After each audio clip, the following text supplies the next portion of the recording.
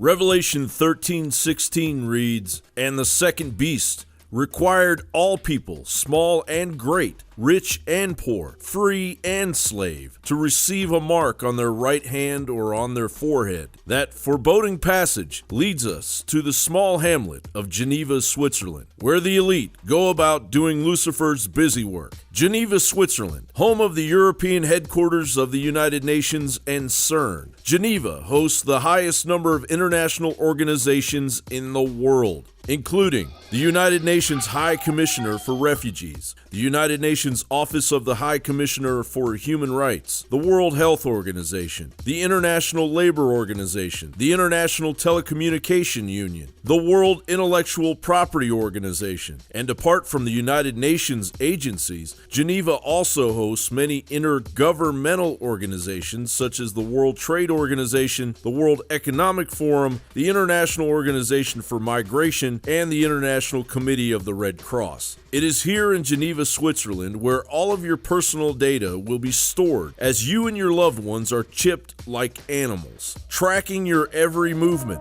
only to hit you with carbon taxation 24/7 under the incoming Agenda 2030 that is creeping its way into your community. Sound a little extreme? Well, Dr. Oz doesn't think so.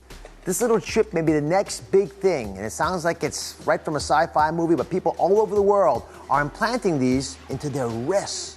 We're so attracted to our devices that they're basically becoming a part of our bodies. But what if they really could become a part of our bodies? Well, guess what? They can. Meet the RFID microchip, similar to the tech used to track your pets or your phone. Once implanted in your body, it could identify you as you pass through the airport, open the door to your home.